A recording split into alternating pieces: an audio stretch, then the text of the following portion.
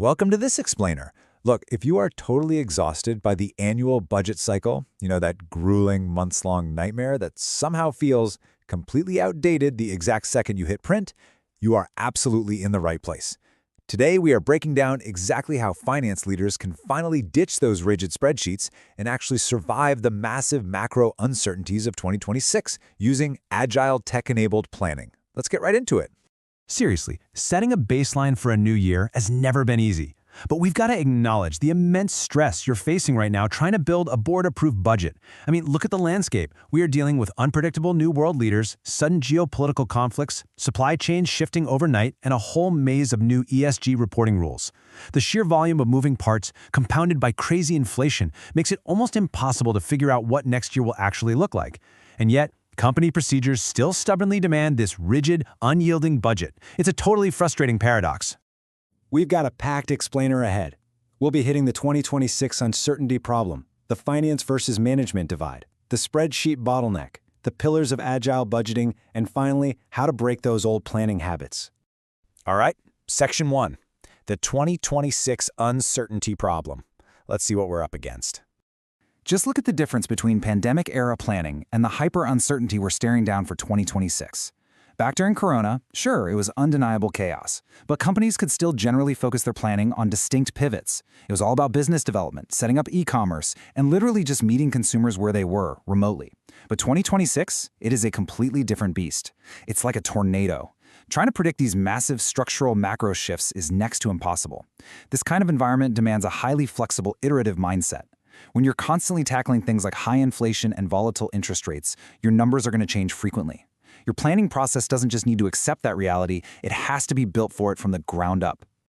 Moving right along to Section 2, the finance versus management divide. So according to a recent McKinsey study, all this macro uncertainty is actually creating massive internal friction. You can see the divide clearly here. On one side, finance leaders understandably want to limit risk. They desperately want to focus on what can be controlled, measured, and changed, right here, right now. But on the flip side, organizational leaders and the C-suite are still looking far ahead, heavily focused on overarching vision and long-term growth. It creates this crazy push and pull dynamic that can literally stall a company. The big takeaway here is that finance has to be the bridge across this divide.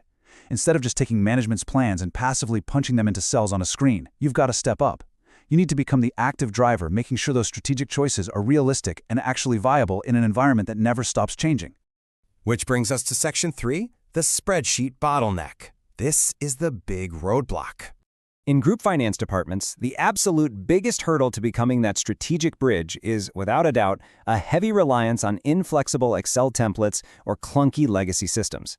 Think about the emotional toll this takes on a team of highly trained financial analysts. When you're asking every department to send in their budgets through static spreadsheets, simply creating, tracking, and updating those numbers completely eats up your team's time. Honestly, you end up becoming glorified data entry clerks hunting down version 12_final v3, instead of critically assessing the plan and acting like the strategic advisors you are. In practice, this status quo is just agonizing. You spend days just building and emailing the templates. Then you wait. Weeks go by waiting for departments to input their data. And then, more weeks of painful, error-prone manual consolidation. By the time this whole timeline runs its course, the market has probably already shifted, making your numbers completely stale. In the worst-case scenario, this slow, rigid process makes it literally impossible to update your budget as often as you need to. And in an uncertain world, if you can't update frequently, you are not reaching your organizational goals. No way. Okay, Section 4, the pillars of agile budgeting. It's time for the solution. To escape this trap, we obviously need a better way. We have to completely transform the workflow from input through consolidation to output. So here are 3 specific ways better cloud tools can enable a truly agile process and, frankly, save your finance team from total burnout. We're going to dive into automated assumptions, integrated business modeling, and self-service reporting, and see how they all work together. Let's kick it off with the first pillar, automated assumptions. Normally, key macro assumptions like exchange rates, inflation indexes, or raw material costs are decided by top management, blasted out in an email, and manually typed into Excel templates. But imagine this. What if you input those baseline variables directly into a centralized cloud system, and they instantly, automatically cascade down to every single user's budgeting environment? This perfectly illustrates the shift. The old way relies on this messy web of disjointed files that get lost in inboxes. Or worse, someone accidentally adds a row, breaks a formula, and totally corrupts the data for an entire region. Absolute nightmare, right? But the new way uses dynamic formulas linked directly to unique business drivers. Say the global inflation outlook shifts in November. Management updates that single assumption in the system, and boom, with a click of a button, everyone's models update instantly. Everyone stays perfectly aligned, and no one had to send a single email.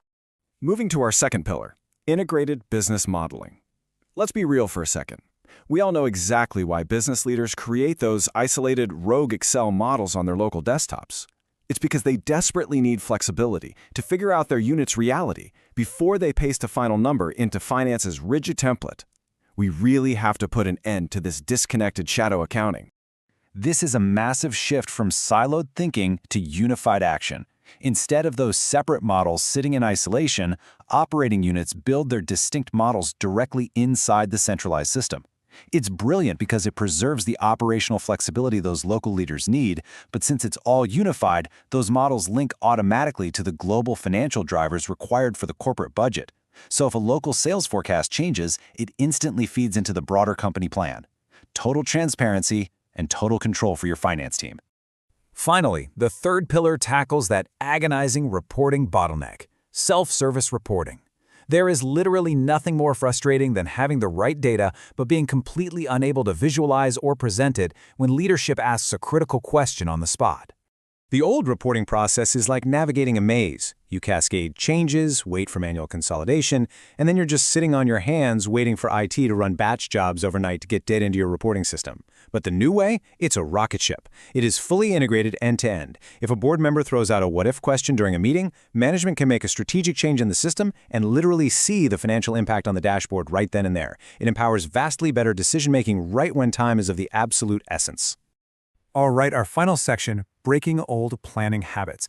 Because to make this happen, you have to be willing to evolve. So how do we actually build this into an actionable strategy? Well, the cloud makes these powerful tools easily available right now, even for small and mid-sized companies. You don't have to wait for some massive 3-year implementation of a giant, clunky ERP system anymore. Instead, you can combine specialized, agile, niche cloud solutions. For example, seamlessly connecting a dedicated budgeting software like Focus directly with a consolidation reporting tool like Consolidator.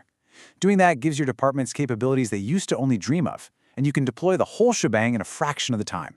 As Consolidator CEO Klaus Finder-Upgrove strongly emphasizes here, it's an absolute mistake to waste corporate resources on decade-old planning processes that rarely produce valuable outcomes anymore. He hit the nail on the head. Designing the ultimate planning process starts with being brave enough to challenge the status quo and explore new digital tools. It takes leadership that's willing to admit the old way simply doesn't cut it in a new world. So, it's time for a quick self-audit. I want you to seriously think about your own team's day-to-day reality right now. How are you approaching your planning process? What specific tools are you deploying to get the job done?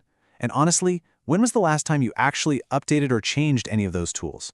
Sticking to the old way is genuinely dangerous. You absolutely must resolve this paradox of facing massive 2026 uncertainty while fighting it with ancient, rigid systems. I'm going to leave you with this final, provocative thought. When the unpredictability of the coming year inevitably hits your market, will you have transformed your finance department into a strategic driver capable of navigating the chaos, or will you just remain trapped by the spreadsheet bottleneck doing exactly what you've always done? It's time to start exploring these new, agile ways. Thanks so much for joining me on this explainer. I highly encourage you to take a hard look at your systems today and take that vital first step toward true agility. Catch you next time.